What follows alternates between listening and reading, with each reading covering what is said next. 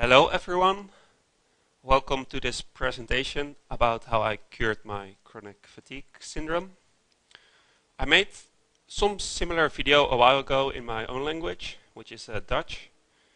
And in the meanwhile, I helped a lot of people with all different sorts of issues, like panic attacks or depression or feeling tired and so on. And a while ago I helped one guy out, and we were talking like over 2 hours, and I kept sending him links and information, and he said, why don't you make a new video? So I decided to do that, and in English this time, so I will be able to help more people. I would like to say that the information in this video can also definitely help, like I said, with some other issues than chronic fatigue syndrome. So if you have certain issues that other people cannot help you with, and you feel it might be related to like being tired or not able to think clear, this video can definitely be interesting to at least give a shot. So first, I would like to start with a pub quiz to get the mind going a little bit. So as you see, the question is, a farmer has animals, and all those animals are really, like you see, fatigued, sick, lethargic, and so on. And the question is, what should the farmer do about it?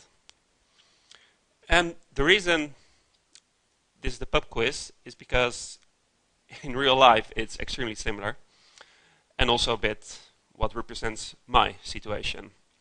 So the first thing is to send the cows to the family doctor. Well, of course, a farmer is never going to do that because that's too expensive. And it happened, of course, with me. So the second one is maybe send the cows to a therapist. Like my family doctor didn't really know what to do about it, and he thought, okay, it's all in the mind, so I suggest you go there. Of course, that's not going to happen with the cows. So next, maybe the farmer should send his cows to a center for chronic fatigue syndrome. Maybe to a psychiatrist. Maybe to an alternative doctor and spend a lot of money on it. Or maybe he should just look for the solution in more simple things based on research. And that's what I'm gonna show you guys in this video. I decided in my English video to have research in it too. I will not go in depth about that. So if you want, you can pause the video once the research page shows up. Read it yourself. And the reason I decided to add this is because I noticed with a lot of people, they want to see the research. Because if the research is not there, people are not going to believe you. So that's why I have it in this video. I don't want to make your heads explode, so that's why I won't go in detail into that research. But if I know that there's a lot of other research about a certain topic, I will definitely discuss it. So here you see basically what I will be discussing today. So yeah, it's kind of built in a certain order. First general, and then specific, what this video is about, which mainly has to do with toxins, which I will tell more about later. So first I will start with my personal story, and I'm not going to do that because I want you guys to feel sorry for me. There's no need, I feel fantastic now. But I still want to tell you, because when I felt really bad, I always wanted guys to understand me, because I had the feeling like no one knows what I have, which frustrated me a lot. So maybe this might show that you're not the only one. So as you see, in the summer of 2011, I got glandular fever. Summer, a lot of partying, drinking, and I got sick after that. My home doctor gave me antibiotics, which didn't work out so well. And basically I just stayed extremely tired for a really long time, and nothing helped. issues I had, where, as you see, oh yeah, by the way, I did decide to write down a lot of stuff, because I remember when I felt so sick, it was sometimes even too much if people talked so much to me. So if you want, you can also just turn off the audio and just browse the pages, do it in your own time. And of course, you can always pause the video and come back another time. That's obviously no problem. So yeah, back to the issues I had. I was always extremely tired. Like there were definitely days I couldn't even, like for 3 days in a row, couldn't walk the stairs, buy groceries. I would just be in bed 20 hours a day. If I did something like a little bit of walking, I would feel I would not be able to recover at all. I had always chronic pain, like in my legs. It felt really stiff, like my muscles would not relax, basically. A lot of people call this trigger points. I will get into this later. I had certain heartbeats, like really uncomfortable, irregular, muscle spasms. So all those things were obviously not a lot of fun. So I decided to do a lot about it. So obviously the first thing most people do is to go to their family doctor. He had no clue. He saw obviously a sad boy, and he thought it would be good if I went to see a therapist, like I said. A lot of talking, but obviously, well, I shouldn't say obviously, but for me, looking back, it was obviously that it gave no results because the issue wasn't there. I tried meditation, neuro-linguistic programming, which are two things that are definitely great to help calm the mind down, but it was not the cause of my problem. I will tell more about this later. I was also sent to a Center for Chronic Fatigue Syndrome. This is a center in the Netherlands where they believe that chronic fatigue syndrome is really a disease. And they basically learn you there how to build routine. Again, very important, but it didn't completely solve my issue. I also went to, as you see, an orthomolecular doctor. Many thousands of euros, sadly enough, but also no results. The one thing I got from that is that I was obviously back then feeling pretty shitty, and he made me realize that it was normal to feel sad if you feel really unhealthy, and that sort of calmed my mind because, yeah, I was really feeling down because I had the feeling I would never be able to live like a normal life again, where I could just do things like even something simple as just nice walking or sleeping reasonable.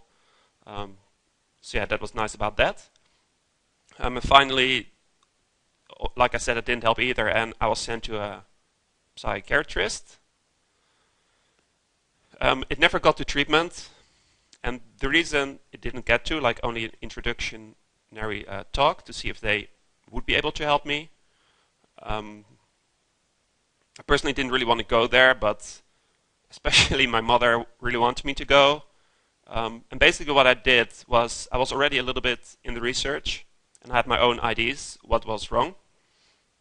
And I said to the psychiatrist, well, I'm willing to talk, but only and only if you read all my research that I have, because I think this is the reason why I'm feeling sick. And if you do not at least read into it, like back then I wasn't 100% sure about it, then you also never understand me. So what they did was they did read it, to my surprise, to be honest. And they basically told me that I had a really good story and that I had to learn to accept that just a lot of people in this world will never understand me. And as long as I have a good story for myself, that there are no problems. And that sort of helped me definitely as well. So that was very nice. Also, one thing I didn't mention was that I went to center for dry needling for my trigger points. That also helped, or fibromyalgia is what it's called, I believe, if I pronounce it correctly. It helped temporarily, but always the pain would come back. So that also didn't help. So, backed up by the support of my psychiatrist, I started to trust my own research a lot. And I dived into it 100%.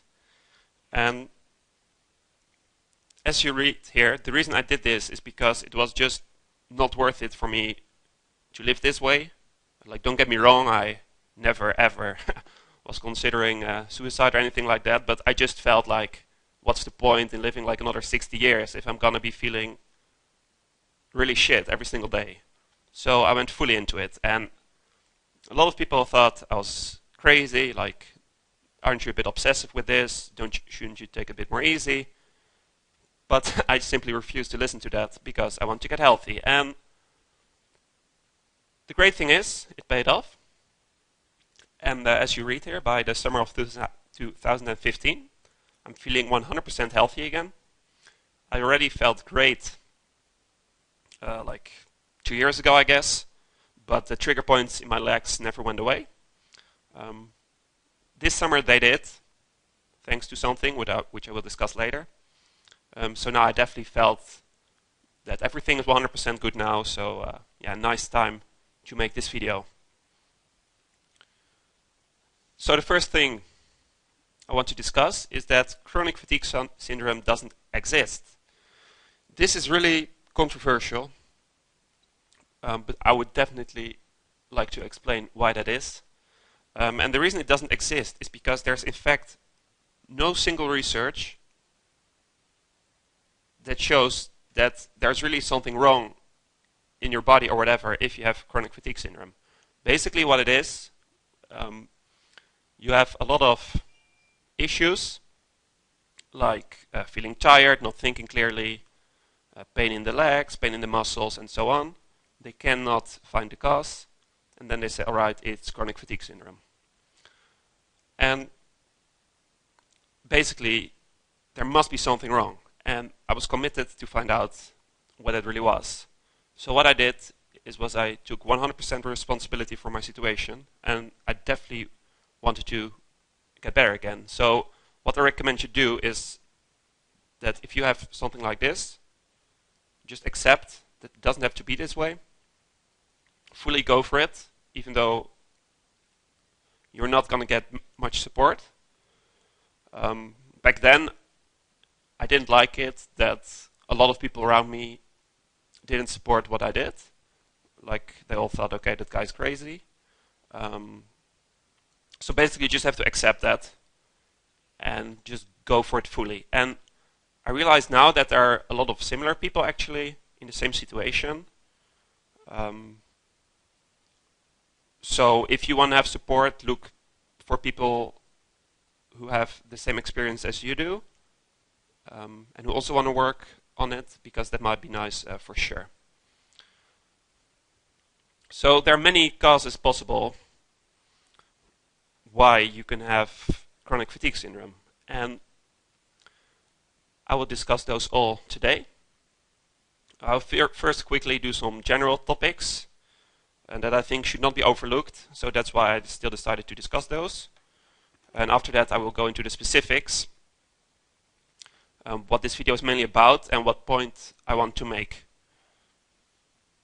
So first I will talk a bit about like stress levels, routine, very important. After that, magnesium, vitamin D, vitamin B12, all help me a lot. And then mainly to the toxins, which this video will mainly be about. So first, your mind, sleep and stress. I would like to start off with a quote from a book I did read, which I liked a lot, and I still like it. Yeah, you can read it yourself, but basically what it is about is that you should start with accepting the situation you're in now. Yes, you're feeling really bad, and of course that's not fun, but by just stressing over it, you can't change much. So accept the situation it is now and act based on that. Stay calm and take the steps that you need. So here are a few tools to help to train your mind. Even if you do not have chronic fatigue syndrome or whatever, I think it would benefit a lot of people in this world. So first is a book from Jon Kabat-Zinn, which is a lot about meditation for people with health issues. And this is used in America in, I believe it's a university or something, to be honest, I'm not 100% sure, but at least a center for people with diseases and a lot of stress. And this is a bit more practical, or you could say Western approach, which for a lot of people might be definitely best. I also like it a lot. I also like more, I would say, the spiritual book from Eckhart Tolle. It's called The Power of Now. I would definitely recommend you give both a try. Actually, I know a lot of people who at the beginning also thought like The Power of Now was a little bit too hippie, you could say. But actually, once they got into it, they liked it a lot. So definitely recommend that you get into those. In both of those books, they discuss meditation, which I definitely recommend you get into. Like stress just can make you feel really tired for sure. You sleep worse, and you should just try to work on that. Especially, of course, if you have a disease, you can have even more stress because, you want to get out of it. And also, there's a device called M-Wave too. It's basically a tool that helps you, or gives you direct feedback about your heart rhythm. I personally never tried this myself, but I did read a lot of positive reviews about it, so you might want to look into that. There's also neuro-linguistic programming, or NLP, which is, I would say, a little bit of the opposite of meditation. Like meditation is accepting the situation now, I guess. And NLP is more shaping your mind in the way that you want it. So for example, at the chronic fatigue center, I had to do exercises, like I had to say every day to myself things like, I'm feeling better every day and I'm getting healthy again. Or I am healthy again, things like that. And the idea is that if you keep saying something to yourself over and over and over again, like there's actually a lot of research backing this up, then your mind starts believing it. So that's where the things we had to do. Like in that center, people, they believed that was really a mind issue, like they believed it was real, but that you could work on it by saying things, like I said, over again and building routine. So that might definitely be something that's interesting for you. And also there's sleep. And sleep is critical, obviously. What I had to do in the Center for Chronic Fatigue, and all those things they did there were obviously based on research too, was to go to bed and wake up every single day at the same time. Back then, that felt really weird for me, because basically I never slept for like a few hours straight. It was impossible. Like I would always be in some sort of zombie mode day in, day out. I would never sleep deep. So you basically have to push through it a little bit. Like just ask yourself, how much sleep do I think I can live on? Or what do you think is good for me? And personally, I remember very well, I picked like 10:30 to 7:30. So for years straight, I would do that every single day. And that basically helps a lot with your sleep quality. So I definitely recommend you do that as well, even though it might feel in the beginning that that's going to be really hard. Trust me, it will get better at some time. Also, don't take naps during the day because you might sleep worse at night. I realize that for some people that's simply impossible. If it is, of course, surrender and take your nap, I would say. But if you feel you can do it without, just try not to do it because you will sleep better at night. Finally, like I said before, stay calm, focus on your goal. I don't really have much else to say about that, just that it's really important, and yeah, try to implement this. So yeah, hopefully this can help some of you guys. So the first thing you can do is to take magnesium. This helped my sleep quality a lot. You can take a lot of forms orally, especially the glutathione and citrate, if I pronounce correctly, help me well. There's a book written about this.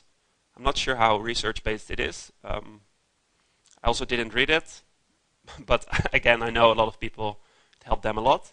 And basically in all those points I'm going to make, in my experience, all the people who believe that this helps them, they believe it's the only thing in the world. It was true for the therapist, for the orthomolecular doctor, from someone who writes a book like this, or someone who is into meditation. They believe that's the solution to everything on this world. And I'm going to try to show the connection between all those points in this video and try to stay as objective as possible. What helped me a lot with my pain in my legs was the glutathione. For some reason it relaxed my muscles more than other forms. And what also helped was the magnesium chloride. What you can do is you can buy the oil directly, which is a little expensive.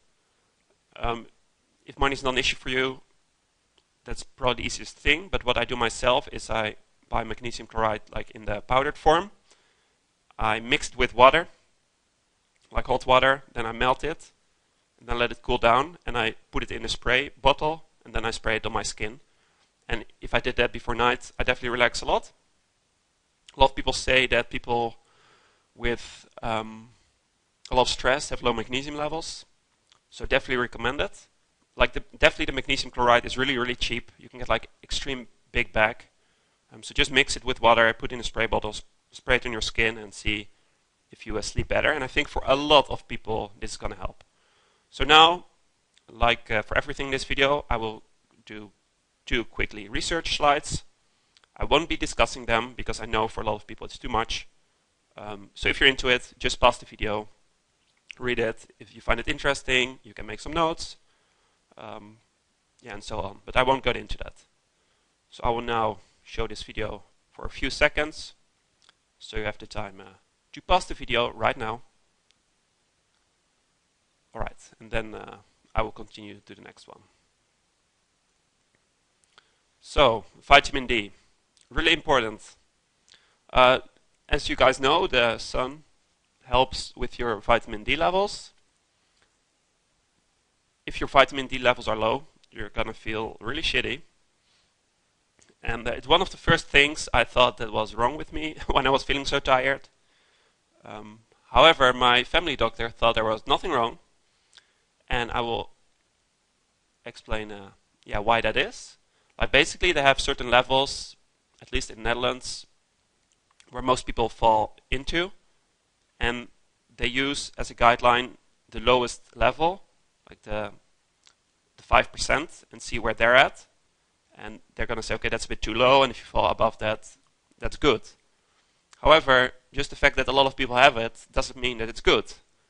And there's actually, in fact, a lot of research showing that your levels have to be at certain values, because that's when you're going to feel best. I will show the research of that in a moment. One thing I would like to say about it is that you want to take it in the morning, because if you don't, you're going to sleep bad. Like think about it, if you, basically you're faking the sun, so if you would take it right before bed, then your body thinks that you just have been in the sun, and that just makes you awake, so you shouldn't really do that. It's really important that you target certain levels in your blood. Like you cannot say, oh, I should take this and this amount, because it depends on your blood levels. So the only way to find out is to go to your family doctor, say, all right, here's the research, I want these and these blood levels. I want to start supplementing, and I want to get tested in a while again to make sure my levels are correct. Here you can see the levels that you want to be aiming for. because, like I said, that's what the research is backing up. Also, like you see, vitamin K2. A lot of people argue that if you take a lot of vitamin D, that your vitamin K2 levels get low, which is not good for you. I won't get into detail about it now because I won't make this a 3-hour video. But basically, the diet I'm going to suggest in a moment has a lot of vitamin K2. So if you're just going to do what I say, then you don't need to take the K2 extra. All right, so here again, some research. Again, just quickly in the title, you always see the correlation with chronic pain or sleep and so on. So again, you can pause the video now and read it yourself. Okay, now I will go to the next one, which is also research. Sometimes I just like to show a bit more than others. There's a lot of research about this, so if you just go to Google Scholar and you look yourself, you can find a lot more stuff.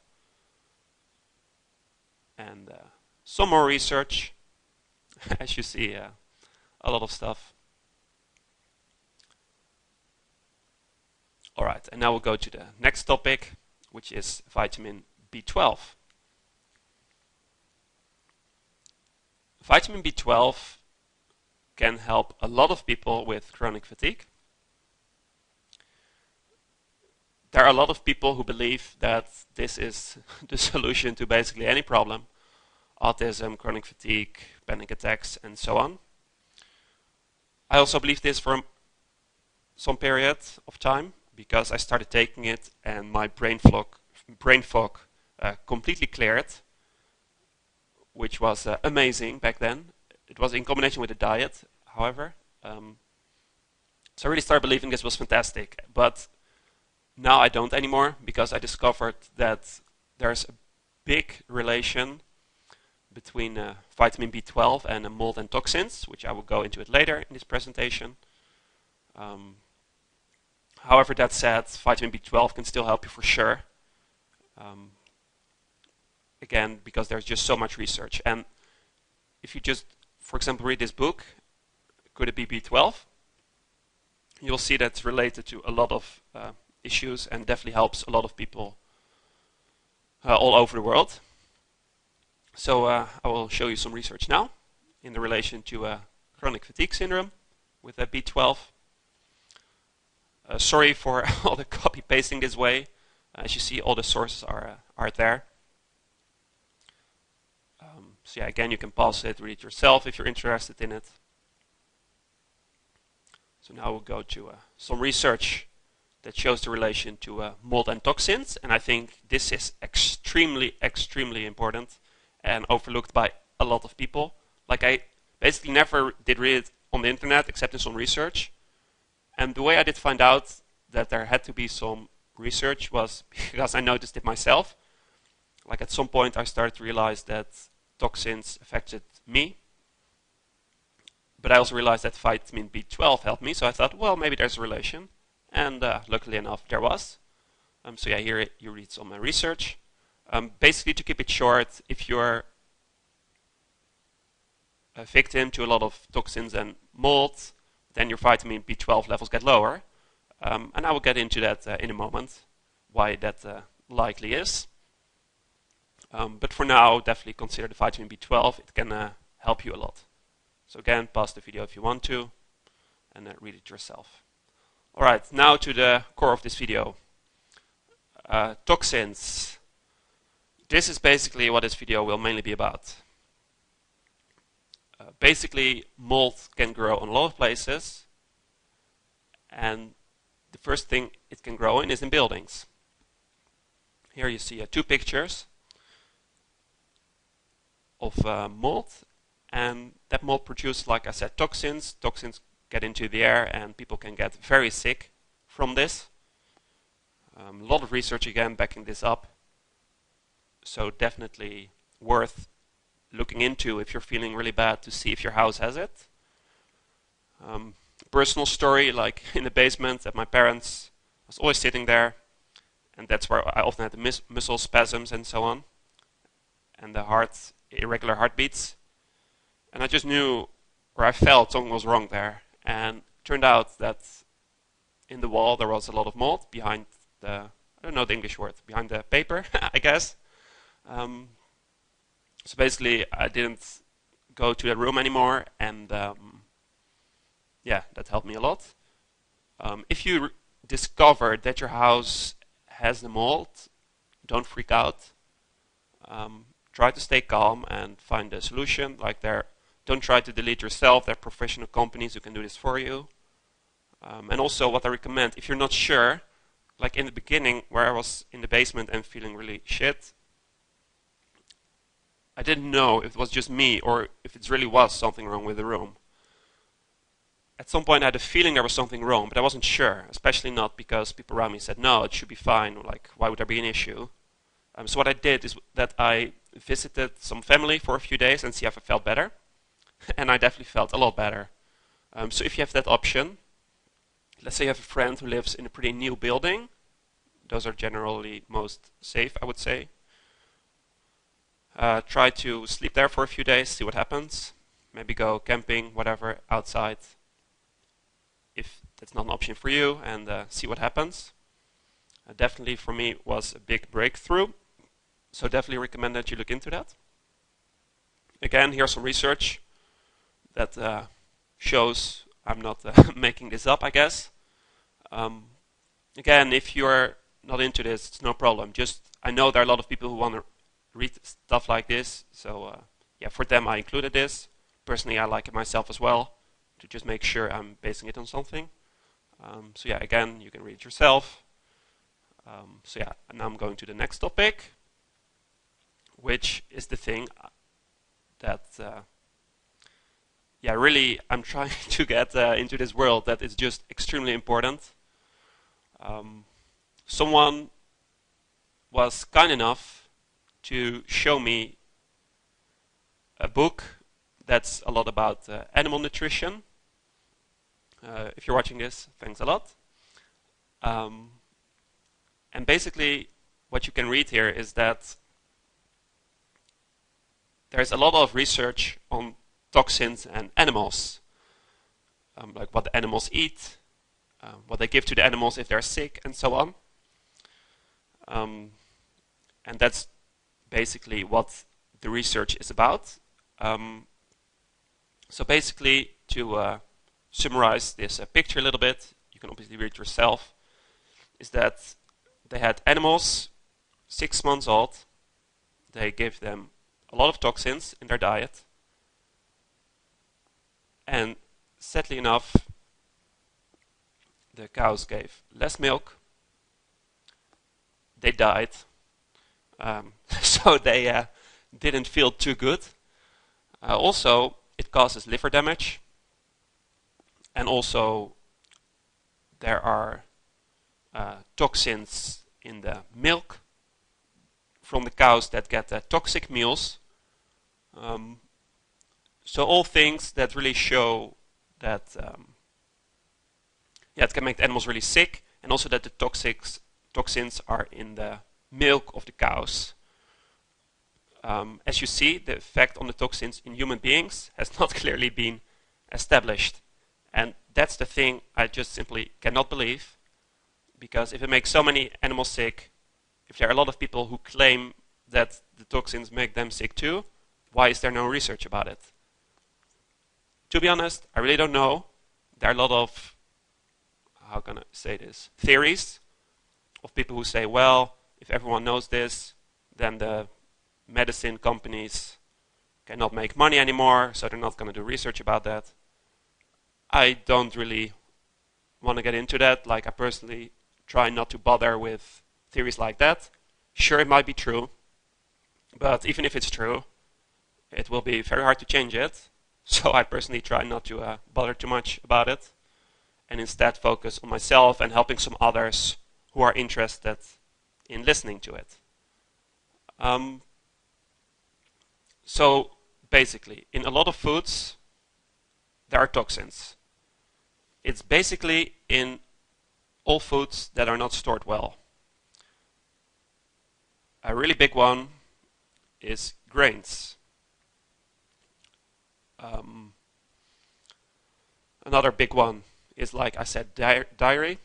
Like if the animal gets fed a lot of grains, then if I drink that milk, I feel really shitty. And the amazing thing is that if I drink milk of a cow that only got fed like grass, then I can drink it without any problems whatsoever. I will get into a bit of research about that in a moment. First, I would like to say that there is a guy in the United States who wants to get this story into the world as well. His name is Dave Asprey, and he has the site that you see here.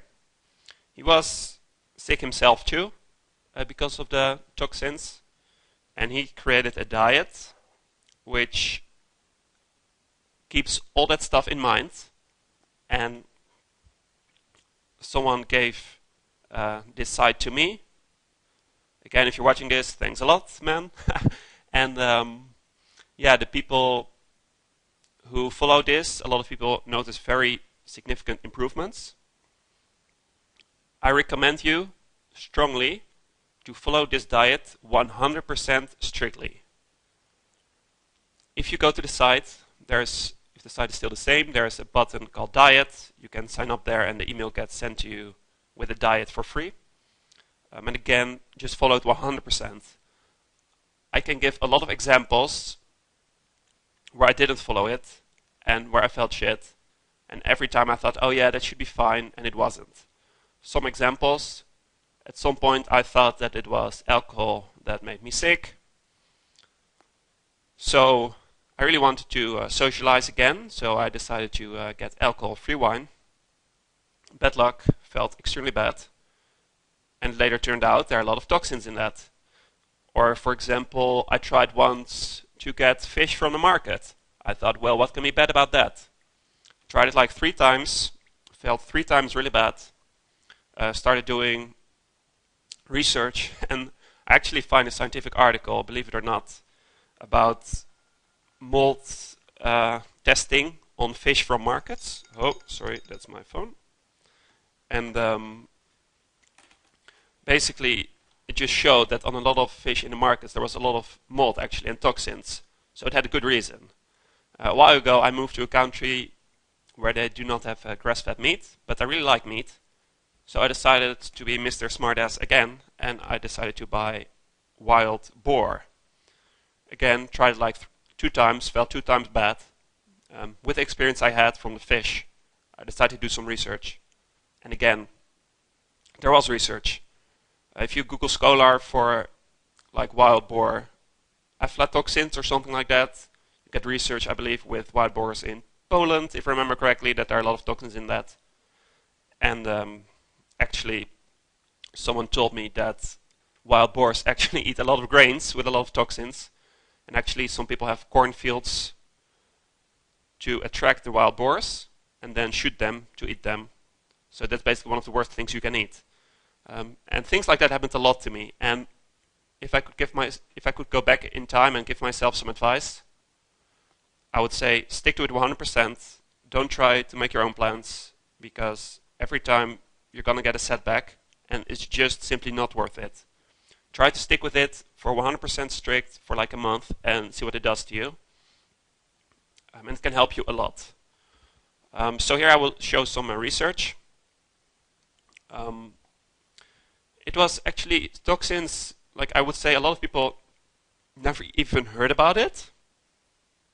But actually it's something really serious, and even the European Union, for example, has allowable limits in foods, how many toxins are allowed to be in the foods.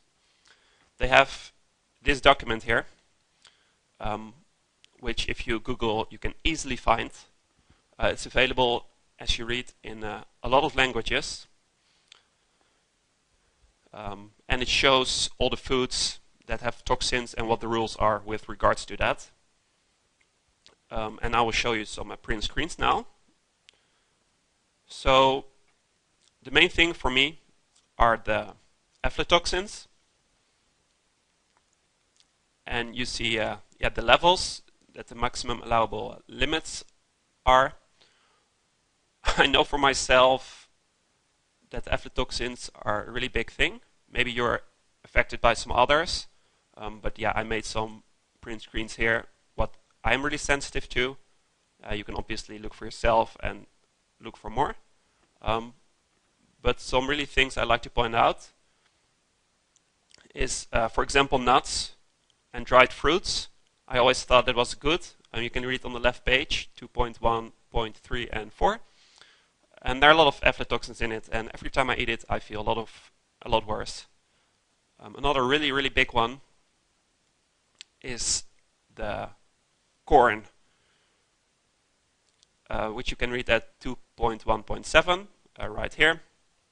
And that's really a big issue because, like I said, the animals eat it, and the animals store actually those toxins in their fats.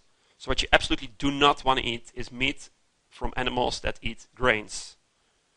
So definitely avoid that at all costs. Well, you can read it yourself. As you see, what's funny is that in baby foods, which you can read here, there are actually a lot of less toxins. So maybe the solution would be that everyone starts eating baby foods. I never tried it, but as you see, the limits for that are really strict. Also, really interesting one is the coffee. Always, when I took coffee, I felt really bad. Same with oatmeal, by the way. I didn't know really why it was, but yeah, here you see the research backing it up. Has most toxins. And again, it's just a shame that there's not so much research showing that humans can get sick of it too. But I think the dots are pretty easy to connect. Like this shows how many toxins there are in certain foods. You can find research that the toxins make animals sick. And then you know that it might make human like me sick as well. So it seems like a pretty obvious, at least to me, reason why it's good to avoid the foods with a lot of toxins. The guy from the Bulletproof Diet, he made his own coffee, and he claims to have tested that coffee for mold. It's produced in a certain way that there are at least toxins possible in the coffee. I was always a bit hesitant to try, but a while ago I decided to give it a shot, and believe it or not, I feel fantastic on it, and I have no issues whatsoever. So, strongly recommend it. Since I like to stay objective, there are people who claim that the coffee is indeed toxin-free, but that other coffees can be toxin-free as well. If you want to get into that, you can obviously do a lot of research and try to look for coffee that way yourself. But personally, I recommend to just take the Bulletproof coffee. Yes, it's a bit expensive, but if you think about it, for 1 cup, it's still not that expensive. And yeah, I feel great on it. So definitely recommend it. And again, that's just in that diet. It says that you can drink that coffee, and you can think, oh yeah, of course it's marketing. Yes, of course, it's that guy's job, he makes money of it. But trust me, if I drink normal coffee, I feel terrible. And with this, I have no problems. And I know also other people who have the same experience. For example, I had a guy I helped with panic attacks. I helped him too. And he had the same experience, for example, with coffee. Or another guy that was really fatigued as well. So no instant coffee. No roasted coffee. You already hear yourself. So just try to stick to that diet, and if you don't want to get the Bulletproof coffee, just don't drink coffee at all. Alright, so here's some research again. You can, again, just pause it yourself to read it. Okay, I will now go to the next page.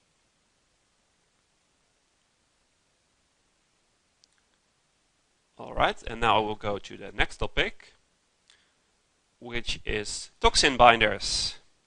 This is something that's amazing because it is extremely effective and very cheap. So first, back to the pub quiz. What does the farmer do with the animals? Well, he just gives them toxin binders. And what does it do? The cow eats certain clays, which bind with the toxins in the stomach, and then through the poop of the animals, it leaves the body. And I cannot stress how much this stuff changed my life. like the diet is extremely important, for sure. But the toxin binders help so much to delete the toxins from your body. This also relates to a lot of other diseases, but I will quickly point it out in the end of this video. But for now, let's stick with the chronic fatigue syndrome.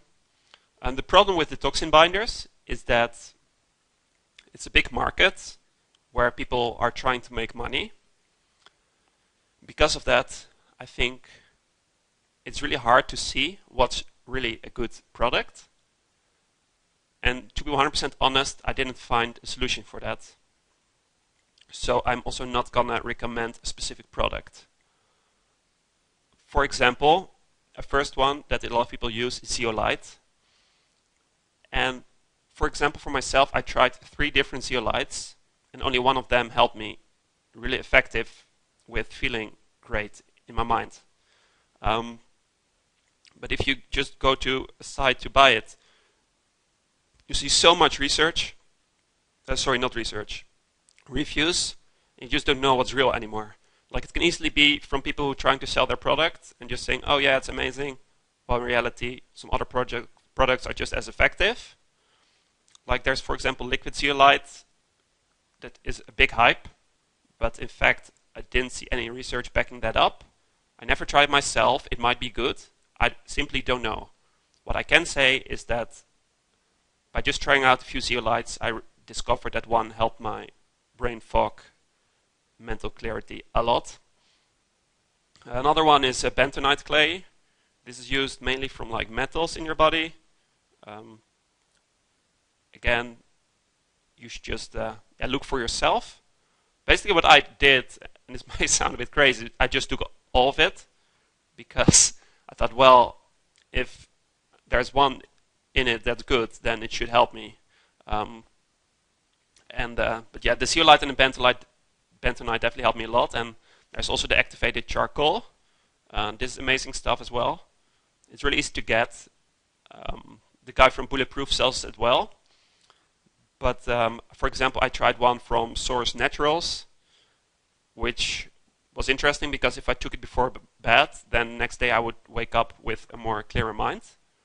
And the guy from Bulletproof claimed that his activated charcoal had a better structure, so because of that was more efficient. A while ago I decided to buy it and try it out. Yes, I do notice that I need a little bit less grams of the stuff, but to be 100% honest, like, it's also more expensive. So I think like the amount of dollars of charcoal I put into my body is roughly the same. So again, I would say, yeah, try it out yourself. I have great experience with one from Source Naturals. I'm not going to try to pronounce the next one, Diatomaceous earth. I really want to talk about this one because this is what solved all my trigger points in my body a while ago.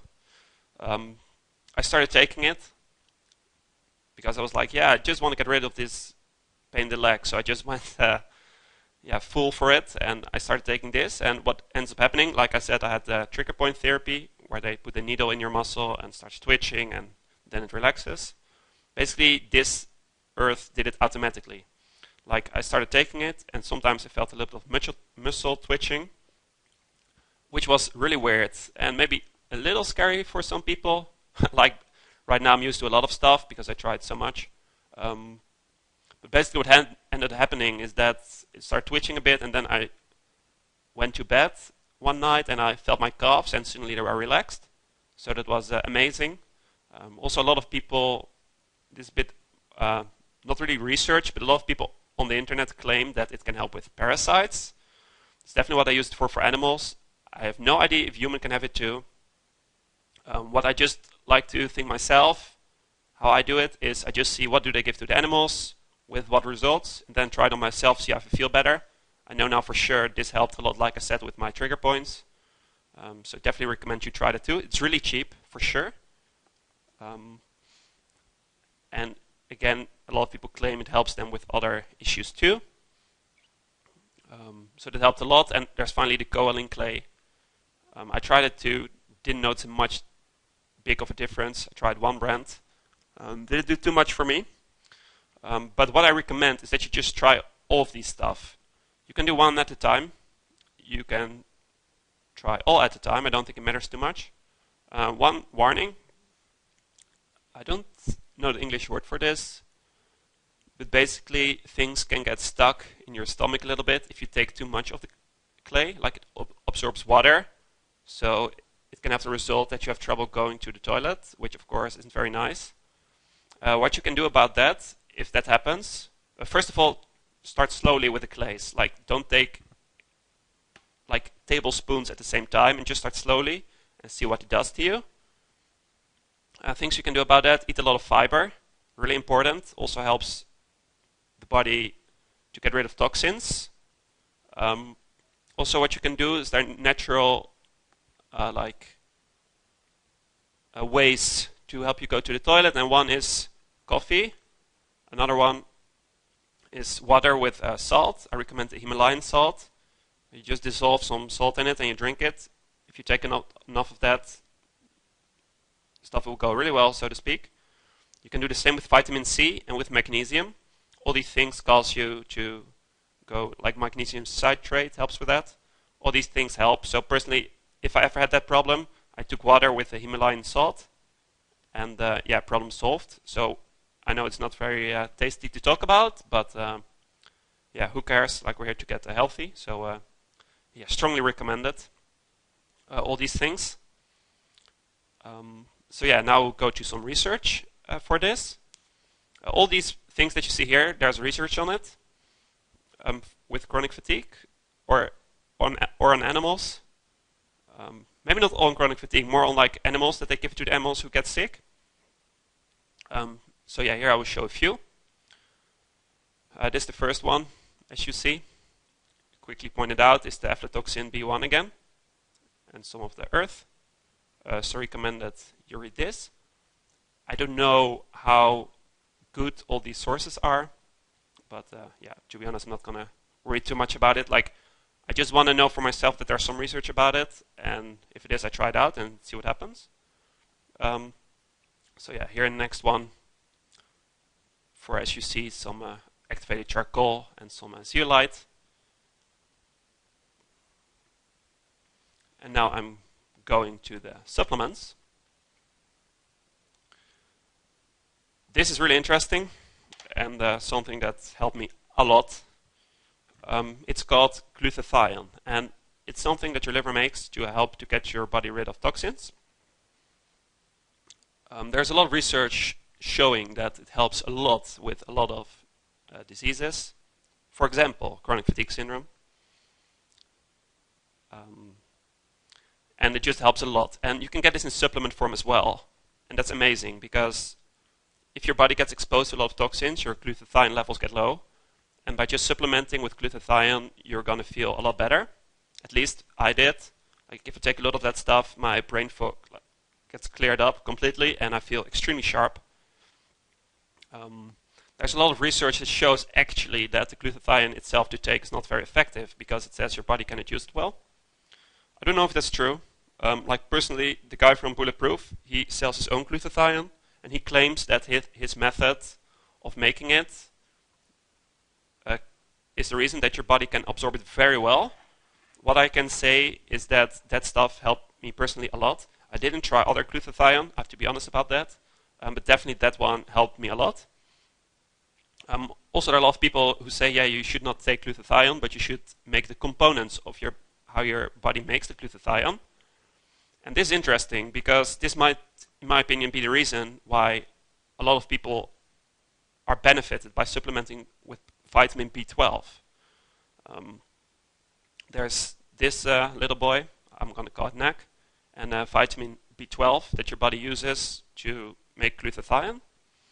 And the vitamin B12, I started taking that a lot, and it cleared up my brain fog, and it was amazing, like I said, don't get me wrong.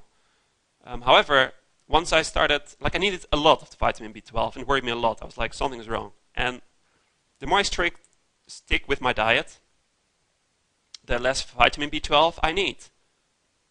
surprise. And that's obviously because, at least in my opinion, obvious because of the toxins. And also, once I take glutathione directly now, I almost don't need B12 anymore to feel very good. And there's a lot of research showing, like I will show some in a moment, that people who are exposed to mold have low vitamin B12 levels. There's research that shows that vitamin B12 helps with chronic fatigue, like I showed before, but also glutathione. So I definitely recommend you try this out. I tried the NAC and vitamin B12 also. Definitely not as effective as glutathione from the Bulletproof itself for me. Again, you can try that yourself, see what works. So yeah, I leave that decision up to you. Just do your own research, see what makes sense for you, and try that out. So here again, some research. So yeah, as you see, glutathione relations to toxins, very interesting to me. As you see, no, I'm not getting into that. So yeah, you can just pause again. Just going to the next one now. So here you see some research with glutathione and chronic fatigue syndrome and NAC, like I said before. Amazing stuff for sure. So here some research shows the link between B12 and glutathione. So again, it was nice to see that because I noticed it on my own body, but it's good to see that there is some research backing it up.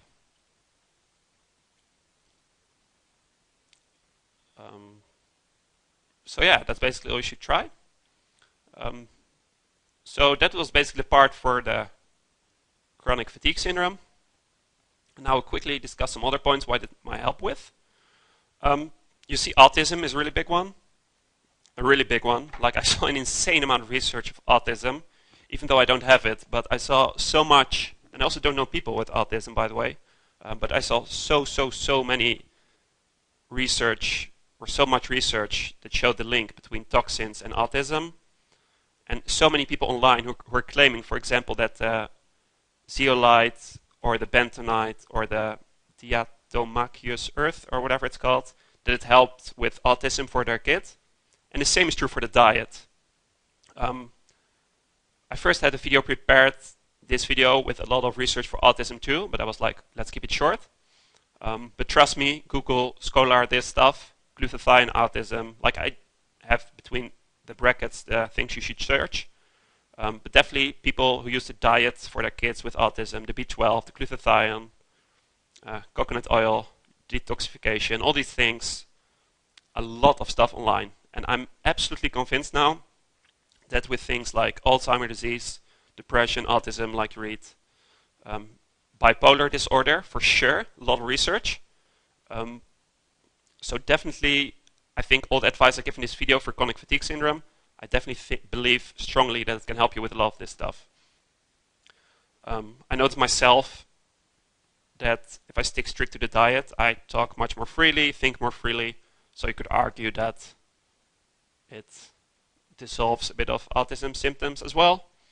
And there are actually people in this world who believe that autism are, again, like chronic fatigue syndrome, just some symptoms of something that's wrong in the body. It's very controversial, but at least look into the research of everything I just mentioned. Definitely worth looking into.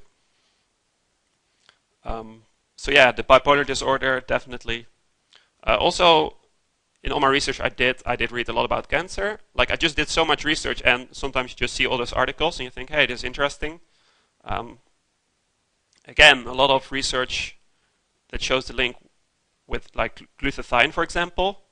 So obviously this is just a theory, but there are people who are claiming that because of the toxins your body can get cancer. So it might be a reason why more and more people get it, because people get more toxins in their body year after year. Like compared to 200 years ago, people always ate grass-fed beef and so on. And yeah, not those toxins. Also the ketogenic diet, which is a low carbohydrate diet, is really interesting for cancer. So if you want to read into that, definitely worth looking into. The site you see there, ketonutrition.org, is really interesting. A lot of research with the ketogenic diet and cancer for sure. And also finally epilepsy, obviously. Ketogenic diet, amazing for that. A lot of people, like, it's weird because with the cancer and the epilepsy and stuff, a lot of people look for the easy way out and they try to just solve it with medicines and stuff because they don't want to sacrifice their diet and so on. But I personally definitely believe you should try, if it's possible, to do it the most natural way possible. So definitely worth looking into. If you guys would like it that I make a video, for example, about autism and all this stuff, I definitely wouldn't mind it. But basically, the same advice as I gave in this video would help for that as well. And just do your own research. It's not too hard to just Google Scholar a little bit. Alright, so finally, some action steps. I can imagine, like, the video has been going for 1 hour now. I can imagine there's a lot of information. So just some steps you can take now to start feeling better, hopefully. So first thing, work on your mind. Really important. Like, if you're super stressed, you're never going to feel good. Like I said, go to bed daily at the same time. Wake up at the same time. Take the right magnesium and vitamin B12. Get your vitamin D levels in the right range. A very important one, make sure your house is free of mold. Don't freak out if there is mold in it. Stay calm, try to find a solution. Yeah, the bulletproof diet. Again, yeah, amazing.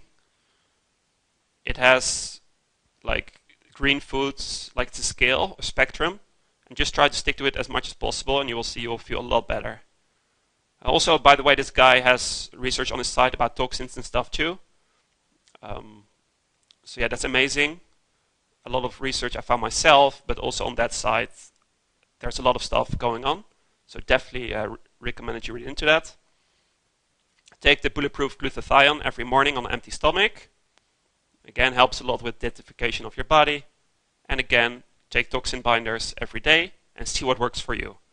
Like I said, it's just a shame that there's not so much research for that for humans. So you really, all you can do is just to try a few and see how you feel good yourself.